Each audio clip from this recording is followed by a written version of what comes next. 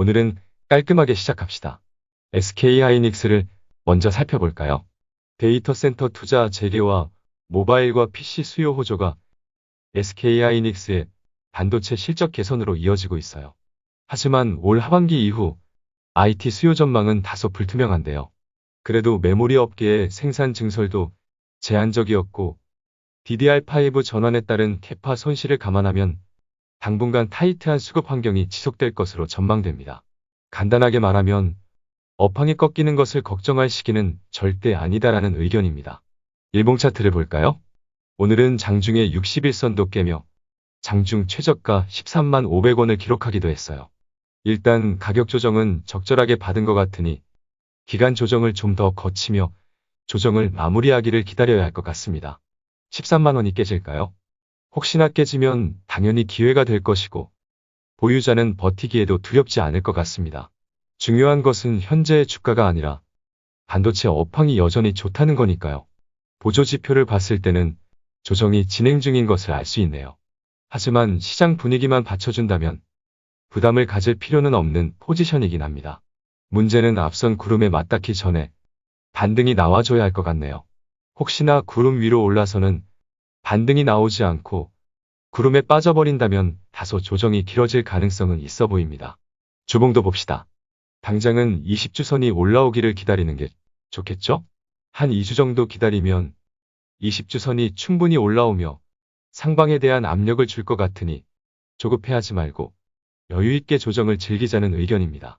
당장은 재미없겠지만 1분기 실적은 서프라이즈가 예상되고 2분기는 1분기보다 훨씬 좋을 것이고 올해 실적은 작년보다 훨씬 좋을 것이고 내년 실적은 역대급이 될 전망입니다. 시대의 흐름이 이렇습니다. 두고 보시죠. 오늘도 멤버십 종목들 중에서 급등주가 여럿 나왔네요. 효성 TNC는 30만원 정도에서 처음 소개를 했던 것 같은데 벌써 2배 가깝게 올랐네요.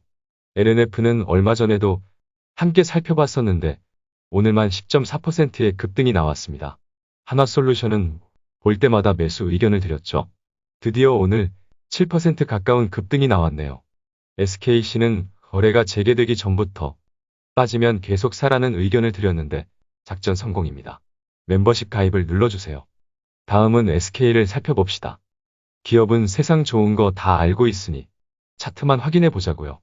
물론 SK이노베이션의 불확실성이 남아있지만 순수하게 차트를 체크해 보는 걸로 하면 될 것 같습니다. 일봉 차트를 봅시다. 오늘만 5% 급등이 나왔네요. 이러니 안 볼 수가 없죠?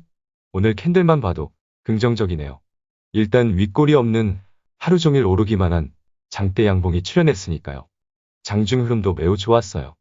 무엇보다 121선이 깨졌었기 때문에 빠른 반등이 나오는 것이 가장 중요한 포인트였는데 오늘 바로 회복을 해준 것도 좋았네요. 좀 더 지켜봐야겠지만 21선을 간발의 차이로 회복한 것도 좋고요. 이 정도 강도면 웬만하면 일단 21선을 회복할 가능성이 있어 보입니다. 수급까지 봐야겠죠? 오랜만에 쌍끌이 매수네요.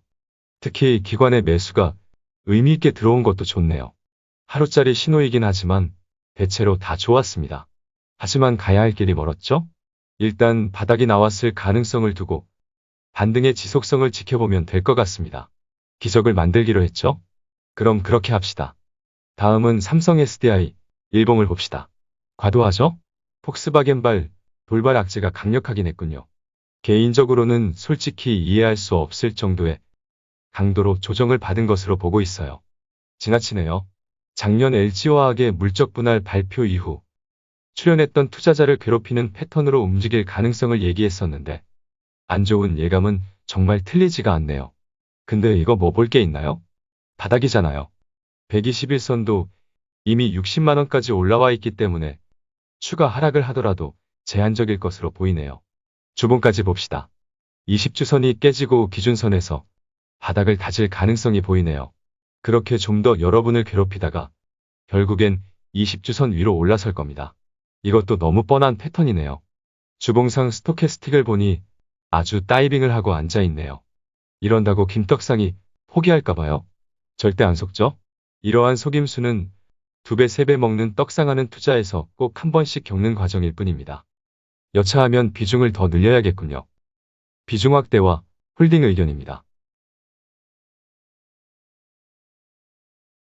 다음은 카카오 일봉 차트를 봅시다. 지난 영상에서 48만 원은 웬만하면 깨지기 힘든 지지선이자 깨지면 안 되는 가격이라는 의견을 드렸죠. 다행히 오늘 조정이 나왔으나 잘 버티어준 것으로 보이네요. 여전히 애매한 상황이죠. 아마도 충분한 기간 조정을 받은 상태가 아니라서 애매함이 가시질 않네요. 60일선은 맥점이죠. 벌써 46만 원까지 올라왔으니 시장이 흔들리더라도 40만 원 중반대에서는 지켜주지 않을까 싶습니다. 지난 고점인 50만 원 위에서는 비중 축소 의견을 드렸었죠. 이대로 횡보하는 조정을 이어간다면 21선을 기준으로 48만 원 아래 구름 상단 부근에서는 물릴 각오로 가벼운 매수는 가능할 것으로 보입니다.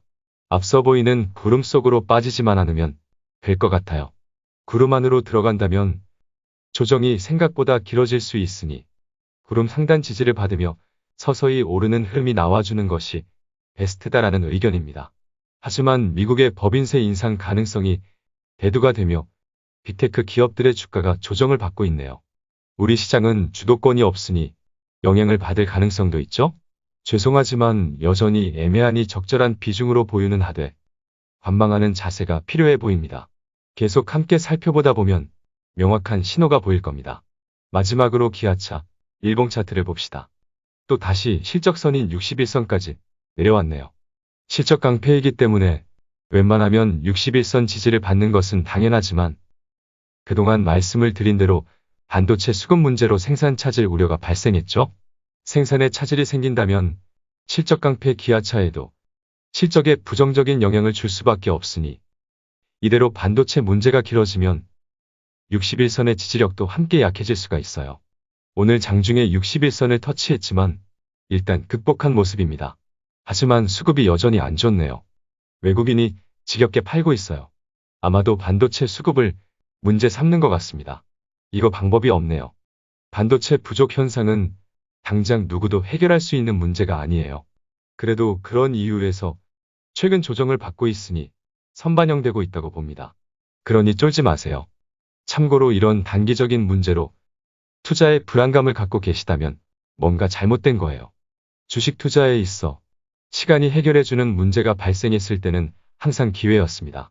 여전히 비중 확대와 최소 10만 원 위를 보자는 의견입니다. 지루하고 지겨운 시장 잘 버티고 계신가요? 오늘도 포기하지 말자는 의견을 드리고 싶네요. 3개월도 안 되었어요. 이 정도로 포기하면 여러분 평생 포기하는 일이 많으실 거예요. 저는 개인적으로 오늘 시장은 대체로 괜찮았다는 생각이에요.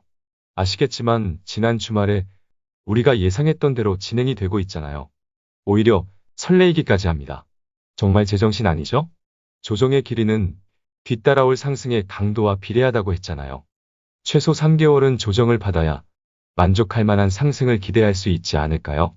혹시 꼭지의 멋대로 매수해서 물린 분들도 계시죠? 그보다 더 높은 곳으로 제가 안내해 드리겠습니다.